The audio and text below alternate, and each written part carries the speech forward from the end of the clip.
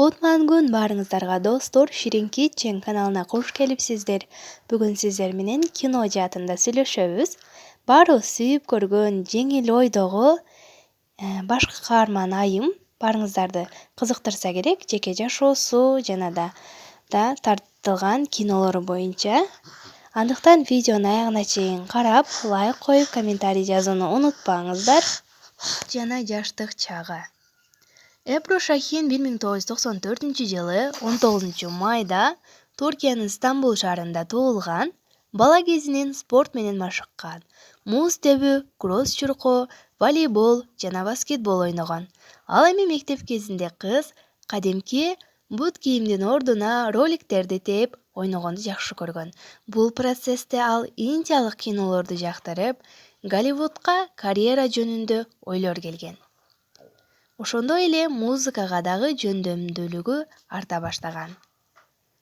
Шахин Стамбул университетинин спорт илимдери адистиги боюнча аяктаган. Бул Туркияда жаш айымга ылайыксыз деп эсептелген. Андан кийин актерлук сабактарды алып, менеджер Абдулла Булут менен таанышып, ал үчүн жарнамалык ролдорду тапкан. Айланадагы адамдар кыялды ишке ашырууда кызга колдоо көрсөтүшкөн. Анткени Эбро көпчүлүк достору менен ажырашып кетти. Бирок кийинчерээк бардыгы кимдин туура экендигин түшүнүп, мамилелерди калыбына келтирди. Тасмалар боюнча айтсак, Эбрунун актерлук өмүр баяны 2016-жылы режиссер Али Аднан Озгурдун Кандуу акча тасмасынан башталган.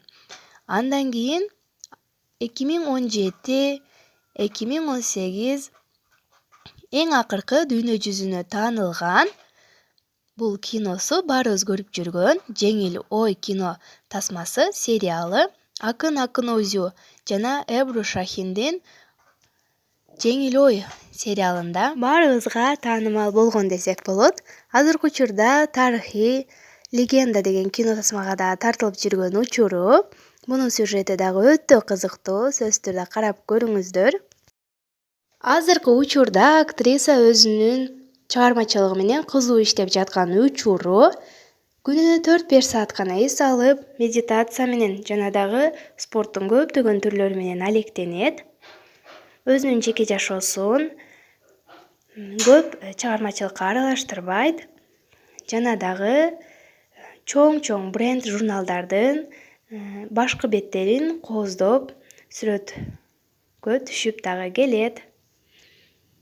Видеону аягына чейин көргөнүңүздөргө рахмат. Каналга катталып, лайк коюп, комментарий жазып өтүңүздөр. Жана да мындан кийинки каарман ким болушун каалайсыз? Комментарийге жазып өтүңүз.